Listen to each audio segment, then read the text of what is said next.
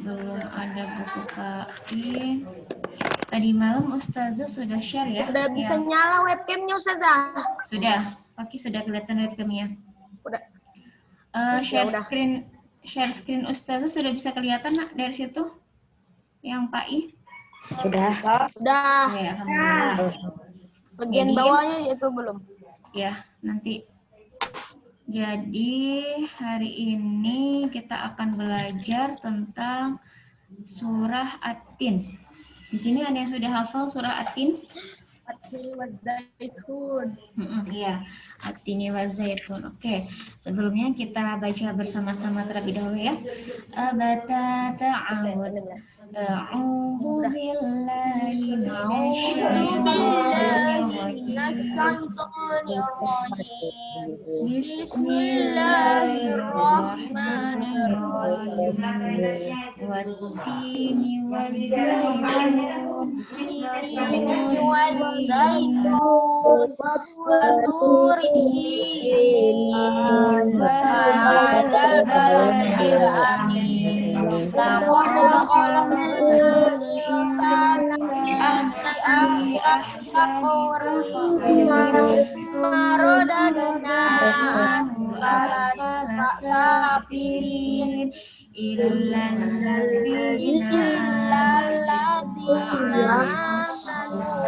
amilus solihati falahum ajrun ghairu mamnun kama yukadzdzika ba'du biddin Alaihissallahu biahkamil hakim.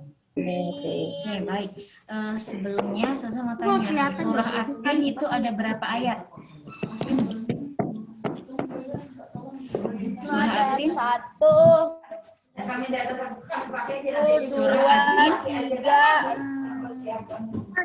4, 5, 6. 6 ayat Ustazah. Yakin 6 ayat? Coba Wat-Tini waz-Zaitun itu 1 ayat. Wa-turi sinin 2. Wa-hadzal baladil amin. Oh iya benar. Wa-turi sinin 7 Ustazah. 7. Khalaqnal insana fi ahsani taqwim. Ayat ke 4. Summa radadnahu asfala safilin 5. Illal ladzina amanu wa amilus solihati falahum ajrun ghairu mamnun. 6. Mama yukadzibuka ba'du biddin. 7. Kelihatan titiknya. Kamil hakimin. Iya, jadi ada 8 ayat. Surah At-Tin itu diturunkan di kota Makkah. Ya, sekarang kita akan belajar terjemah dari surah At-Tin. Di sini ada yang sudah hafal terjemah dari surah At-Tin? Tin itu buah tin kan? Iya, Wat-Tin artinya demi buah tin. Waturi sini artinya demi gunung Sinai. Demi buah tin. Gunung Sinai.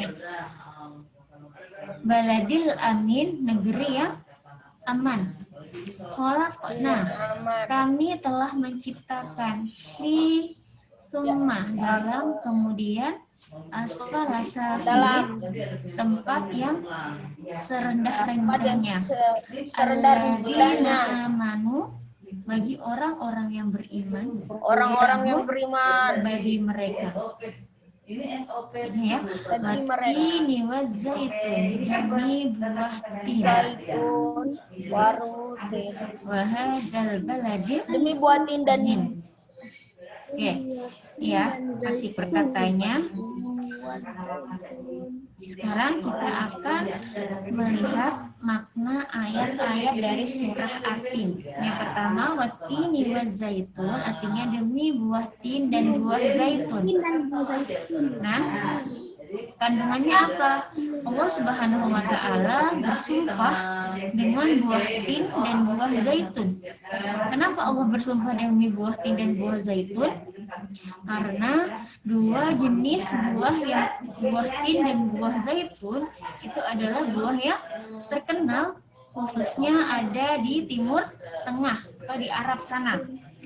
Dan buah tin dan buah zaitun itu memiliki khasiat atau manfaat yang sangat besar untuk manusia.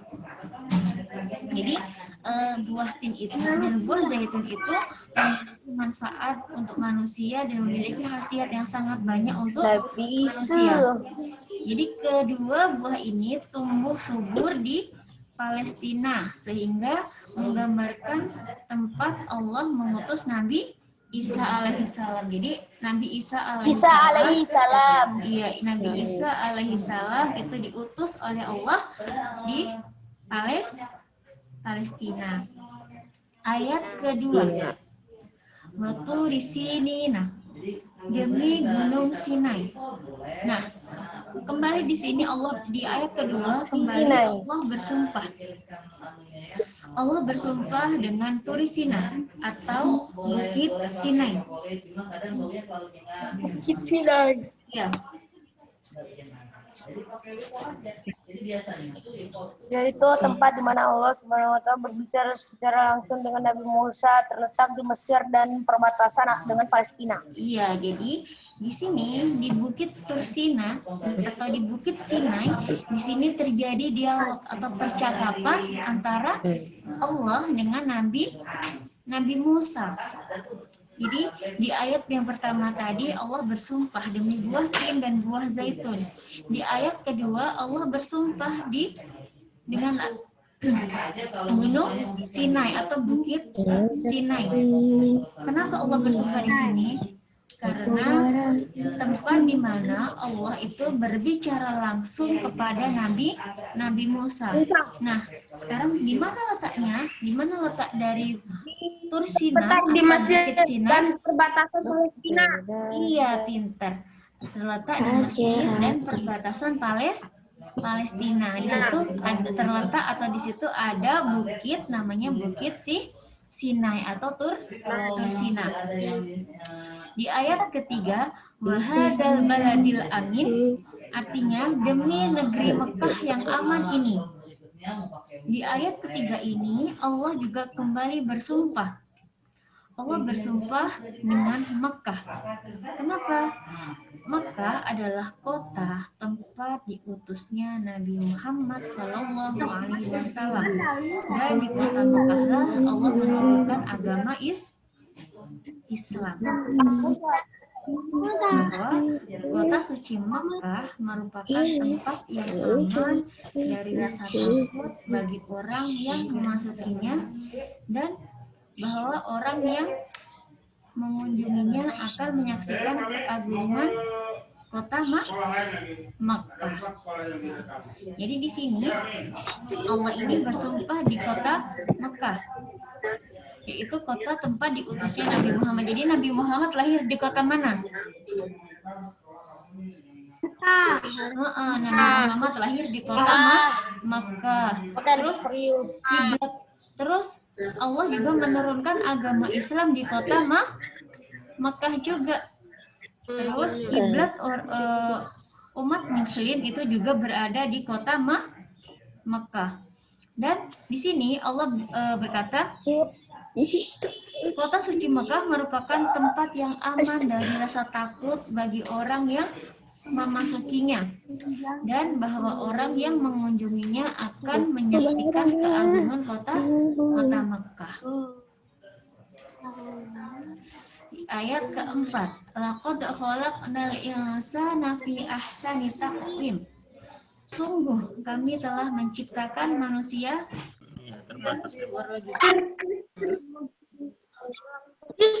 Ustazah. Iya nak, iya gangguan jaringan nak, keluar sendiri, dia keluar masuk.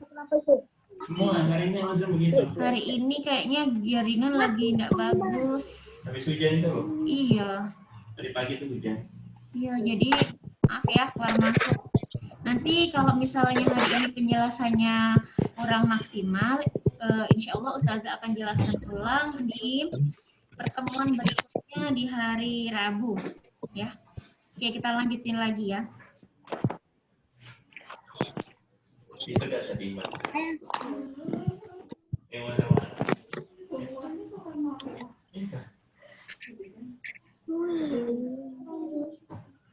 Sudah bisa masuk ya share screen-nya ya. Oh ya, sudah merecord. Oke. Oke, kita lanjut ya. Walaqad khalaqnal insana fi ahsani taqwim. Sungguh kami telah menciptakan manusia dalam bentuk yang sebaik-baiknya. Di sini Allah itu menciptakan manusia dengan bentuk sebaik-baiknya. Allah menciptakan ras manusia dalam bentuk penciptaan yang paling sempurna. Tidak mungkin ada bentuk yang lebih baik dari bentuk manusia seperti sekarang ini. Jadi manusia juga memiliki sifat-sifat yang paling bagus. Sifat-sifat yang paling bagus. Hal ini menunjukkan bahwa manusia itu memiliki kesiapan untuk menjalankan kewajiban dan menjauhi larangan yang sudah Allah tetapkan dalam Al-Quran.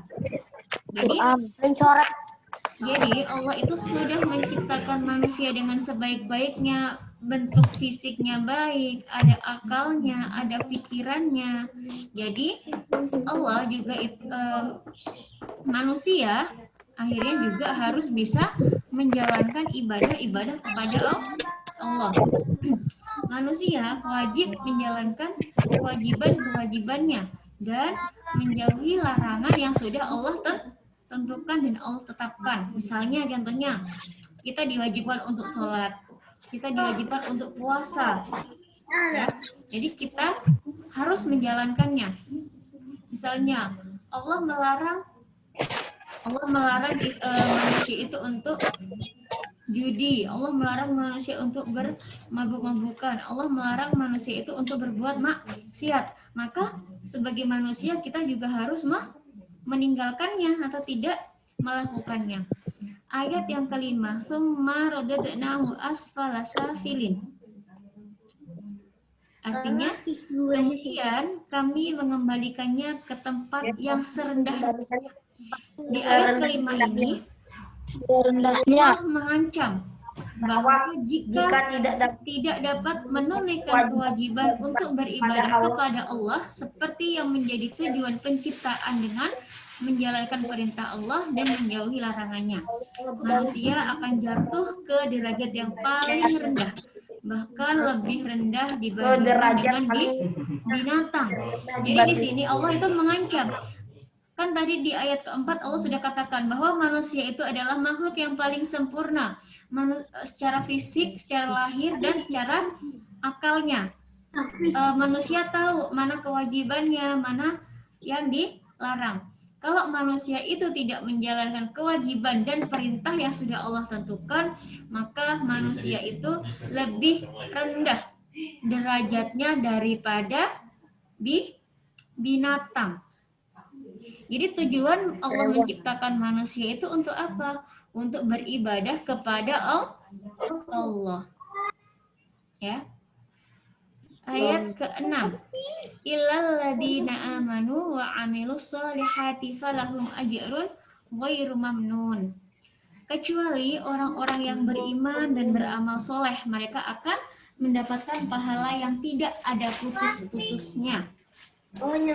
Orang-orang yang beriman dan beramal soleh dikecualikan dari ancaman itu. Jadi orang-orang yang beriman dan beramal soleh oleh Allah itu dikecualikan dari golongan orang-orang yang rendah.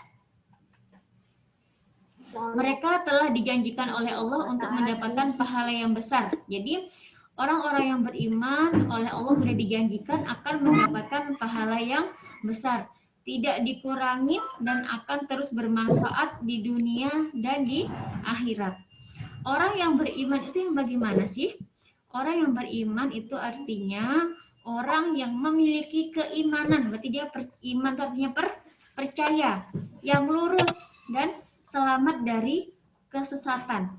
Orang yang beramal soleh itu artinya orang-orang yang mengerjakan segala jenis kebaikan yang dikehendaki oleh Allah dan Rasulullah. Jadi Allah memerintahkan apa, Allah dikerjakan. Allah melarang apa, dia juga diikuti. Jadi mereka itu percaya dan beriman kepada Allah dan Rasulnya. Ayat ke-7, fama yukadzibuka ba'du biddin. Maka apa yang menyebabkan mereka mendustakanmu tentang hari pembalasan setelah adanya keterangan-keterangan itu. Jadi apa yang membuat manusia itu berbohong ajaran Allah yang diturunkan kepada Rasulnya tentang kebangkitan setelah kematian serta pahala amal-amalnya. Jadi di sini setelah kematian itu pasti akan ada hari kebangkitan. Jadi setelah kita meninggal dunia pasti akan ada yang namanya di yaumil, setelah hari akhir itu ada akhirat. Nah, di akhirat inilah kita akan menimbang mana amal perbuatan mana yang lebih berat. Jadi kekuasaan Allah sudah begitu nyata diperlihatkan kepada manusia yang menjadi bukti bahwa kebangkitan merupakan kebenaran. Kelak di akhirat amal soleh akan dibalas dengan kenikmatan yaitu berupa surga. Dan perbuatan dosa akan terbalaskan juga di dalam neraka. Nah, kalau sudah ini hisab surga dan neraka itu manusia tidak bisa bersembunyi dari kejahatannya maupun dari kebaikannya. Yang baik akan dibalas, yang baik akan dibalas dengan kebaikan meskipun seberat biji zarrah pun, atau meskipun kebaikan itu sangat kecil. Dan kejahatan itu juga akan terbalaskan meskipun juga kejahatan itu sangat kecil. Jadi di sini hukum Allah itu adil seadil-adilnya. Jadi pengadilan Allah adil seadil-adilnya. Yang benar dikasih kenikmatan, yang salah mendapatkan siksa atau balasan. Di ayat yang terakhir, alaihissallahu biahkamil hakimin. Bukankah Allah adalah hakim yang paling adil? Nah, di sini ada pertanyaan kayak gitu ya di artinya sini. Jadi, bukankah Allah Subhanahu wa taala yang akan mengadili manusia kelak di akhirat itu merupakan hakim yang paling adil. Jadi kalau di bumi mungkin masih ada hakim atau penegak hukum yang kurang adil, maka di depan Allah atau di pengadilan Allah itu tidak ada yang bisa bersembunyi. Karena karena Allah itu adalah hakim yang paling adil. Oleh sebab itu, tidak sepatutnya manusia menyangka bahwa ia diciptakan dengan sia-sia, yaitu tidak mendapatkan perintah dan tidak ada larangan. Jadi, Allah menciptakan manusia itu ada tujuannya. Tujuannya apa? Untuk beribadah, terus dikasih rambu-rambu, oh ini loh, kamu tidak boleh melakukan perbuatan dosa, kamu tidak boleh melakukan perbuatan tercela, supaya apa? Setelah kamu meninggal nanti, kamu mendapatkan tempat yang terindah. Nah, itu tujuan Allah menciptakan kita. Jadi, tidak sepatutnya pula orang menyangka bahwa amal soleh itu dilakukan, tidak akan diberi balasan, dan perbuatan dosa yang dilakukan tidak diberi siksaan. Jadi, misalnya nih, sedekah. Jadi kita kalau sedekah itu nggak usah difoto dulu, baru sedekah sambil berselfie. Tanpa kita memberitahu orang-orang banyak, Allah sudah tahu, oh kalau bahwa misalnya, oh Zaki hari ini sedekah, oh Fatin hari ini sedekah. Pasti nanti di akhirat oleh Allah itu akan diberi balasan yang baik juga. Meskipun tidak ada manusia yang tahu bahwa Zaki dan Fatin itu melakukan sedekah. Karena di depan Allah nanti, di pengadilan Allah nanti, semua akan terlihat dan semua akan mendapatkan balasannya. Yang berbuat kebaikan akan mendapatkan balasan yang baik, yang berbuat tercela akan mendapatkan balasan yang tercela. Balasan Allah akan diberikan setimpal dengan perbuatannya. Tidak menzalimi manusia sedikit pun, ya. Jadi di sini tidak ada kezaliman sedikit pun. Semua terbalaskan dengan baik. Oke, ada yang ingin ditanyakan, Nak?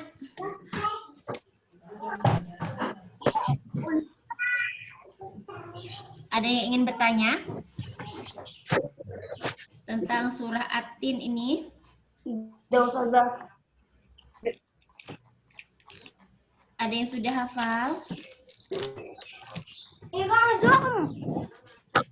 Ada. Saya sudah hafal Ustazah. Coba, Saya sudah hafal. coba Fakih.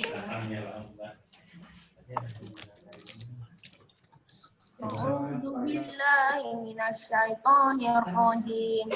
Bismillahirrahmanirrahim. Wattini wazzaitun wa turi sinin wa hadzal baladil amin. Laqad khalaqnal insana fi ahsani taqwim. Tsumma radadnahu asfala safilin. Illal ladzina amanu wa 'amilus shalihati anna lahum ajrun ghairu mamnun. Bagian tadi ceritanya setengah-setengah, Pak. Ba'du biddin alaihissallahu bi ahkamil hakimin. Shadaqallahul Azim. Oke, ada yang lagi yang sudah hafal? Shadaqallahul azim. Itu ada. Oke, coba sekarang kita di sini ya. Kita kerjakan sama-sama. Coba yang nomor 1 ini, jelaskan mengapa Allah bersumpah dengan buah tin, zaitun, turisina, dan Mekah. Tadi kenapa? Yang seperti yang sudah Ustazah jelaskan tadi. Mengapa Allah itu bersumpah dengan buah tin, dengan buah zaitun, dengan dengan bukit Tursina atau Turisina, dan kota Mekah? Ada yang tahu jawabannya? Karena di situ ada kejadian yang bersangkutan Dari buah tin dulu, kenapa atau mengapa Allah bersumpah dengan buah tin? karena buah tin itu buah yang sangat sehat untuk tubuh manusia. Iya, selain itu, jadi buah tin dan buah zaitun itu adalah buah yang sangat banyak manfaatnya untuk manusia. Sekarang, mengapa Allah bersumpah atas nama Bukit Tursina atau Bukit Turisina? Karena itu bukit yang bicara langsung Nabi Musa. Apa? Bukit? Kenapa? Nabi Musa kenapa? Karena itu adalah tempat di mana Nabi Musa dan Allah itu berbicara langsung. Iya, pinter. Jadi di situ atau di Bukit Tursina atau di Bukit Sinai itu Allah berbicara langsung kepada Nabi Musa. Sekarang yang 3. Mengapa Allah bersumpah atas nama kota Makkah?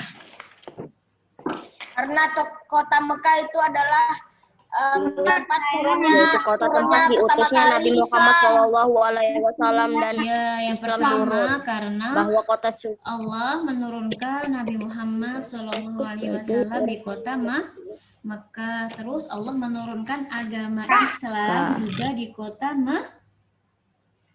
Makkah. Jadi kota Makkah itu adalah kota suci bagi umat Islam. Ka'bah itu berada di mana? Mekah. Iya, Ka'bah itu berada di kota Makkah. Kota Makkah. Jadi kiblatnya orang Muslim atau kiblatnya orang Islam pada saat sholat itu menghadap ke Makkah. Bukan ke Makkah, maaf. Menghadap ke Ka'bah. Iya, menghadap ke Ka'bah. Dan Ka'bah itu terletak di kota Makkah. Jadi Allah bersumpah atas nama kota Makkah. Iya. Kita berdoa bersama-sama ya, semoga suatu saat oleh Allah kita bisa dipanggil ke Baitullahnya, ke rumah Allah, dan kita bisa menjalankan ibadah haji dan umroh di kota Makkah dan Madinah. Amin. Yang nomor 2, coba. Kandungan surah At-Tin ayat keempat. Ada yang tahu kandungan surah At-Tin ayat keempat itu apa ya kira-kira ya? Kandungan itu apa saja? Kandungan itu yang kayak Kandungan itu apa saja? kandungan surah itu kayak seperti di bawah yang ini Nana. Di bawah artinya. Nah, ini kan artinya yang kayak gini. Bentar. Allah telah menciptakan ras manusia dalam bentuk penciptaan yang sangat Oh, sempurna. gitu. Dimungkinkan ada bentuk yang lebih baik dari bentuk manusia seperti sekarang ini. Manusia Iya, juga memiliki kalau yang sifat ini yang itu paling adalah agung. Hal itu artinya. Nah, menunjukkan kandungan tuh manusia seperti ini. Ini kandungan untuk ayatnya. mencari Jadi yang dibahas kewajiban lebih dan detail menjauhi larangan Allah yang semuanya merupakan kebaikan dan ini. Jadi Oh, di sini itu dijelaskan kandungan. ya. Iya, ini namanya kan kandungan. Jadi Allah telah menciptakan manusia dalam bentuk penciptaan yang paling sempurna. Dan di sini, dan di sini Allah juga memberikan manusia itu akal pikiran untuk mengetahui mana kewajibannya, mana yang harus dilakukan, mana yang tidak boleh dilakukan, mana yang diharamkan oleh Allah untuk manusia, mana yang dilarang oleh Allah untuk manusia. Siap. Iya, manusia. Terus makna kandungan surat, iya nak. Kata kakak saya ini semua hewan kayak ini kecuali babi sama anjing doang. Kenapa? Kenapa Semua hewan ini. Itu kucing juga haram kan Ustazah? Iya. Nah, coba sekarang Ustazah mau tanya, hewan-hewan apa yang diharamkan untuk umat Muslim? Kucing, babi, Jadi dilihat dulu yang ada diharamkan hewan untuk dimakan itu. kan Ustazah? Hewan yang diharamkan oleh Allah untuk manusia itu yang pertama adalah binatang buas. Yang kedua hewan yang memiliki dan binatang taring. Hewan yang melata, hewan yang menjijikan. Sama hewan yang bertaring kan Nah, Ustazah? terus contohnya lagi misalnya hewan itu semula halal, tapi cara penyembelihannya tidak menggunakan syariat Islam, hewan itu bisa menjadi haram untuk dimakan. Contohnya ayam itu halal. Nah, kita harus menyembelih dulu, dengan menyebut nama Allah. Kalau misalnya menyembelihnya tidak dengan menyebut nama Allah, maka ayam tadi yang seharusnya halal itu menjadi haram. Jadi berisinya Haram. Contoh yang hewan buas itu contohnya seperti apa? Hewan buas kayak anjing, harimau itu juga anjing, haram. Babi, ular tuh haram loh Mak ya. Biawak itu juga haram ya, nggak boleh ya. Iya, gara-gara pemakan bangkai. Iya, jadi Pemakan bangkai. Jadi kalau ingin makan itu dilihat-lihat ya, nggak boleh sembarangan. Ustazah masalah tuh di apa tuh? Apa nak? Coba diulang pertanyaannya. Tadi putus-putus.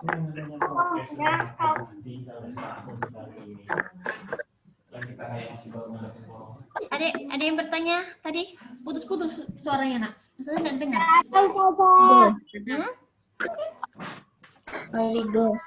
Ustazah, kata abang saya suka pantat kecoa. Nggak boleh. Oke. Bohongan itu si Paki. Oke ya. Kalau tidak ada yang ditanyakan, berarti kita akhiri pembelajaran kita pada pagi hari ini. Mohon maaf ya, tadi ada keterlambatan. Harapannya nanti di pertemuan selanjutnya kita bisa. Ya.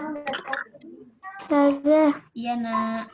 Karena ada khutbah tuh kan katanya yang pembedaan biawak sama apa tuh ya, kadal ini tuh Arab. Katanya yang itu bisa kadal Arab tuh bisa dimakan tuh nah. Kadal Arab seperti apa? Apa sih dop? Iya dop. Apa? Dop tuh nah dop. Kadal Arab sama-sama kadal bah. Dop. Kalau misalnya kalau kita masih ada makanan yang halal seperti ayam, daging, lebih baik kita makan makanan yang jelas halal daripada kita memilih makanan yang belum tentu halal haramnya. Oke, sudah sholat duha semua ya hari ini ya? Sudah sholat duha semua? Sudah, alhamdulillah ya. Oke, kalau tidak ada yang ditanyakan, kita akhiri pertemuan kita pada pagi hari ini, pagi menjelang siang ya. Hari ini belum ada penugasan ya, masih penjelasan materi saja. Mari kita ucapkan Besok doa ada bersama-sama. tugas ya? Besok iya, nanti pertemuan Besok selanjutnya ada baru tugas. ada tugas. Hari Rabu insya Allah kita bertemu lagi ya. Baca hamdalah bersama-sama. Alhamdulillahirobbilalamin. Bismillahirrahmanirrahim. Alhamdulillah. Istighfar 3 kali.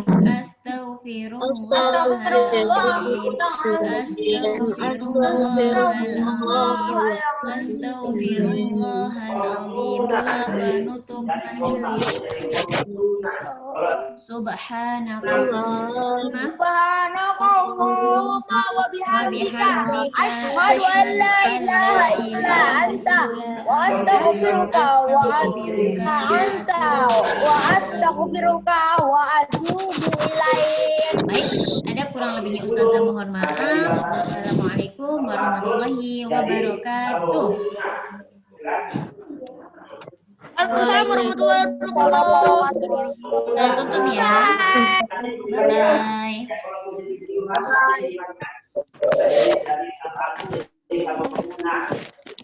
Bye-bye.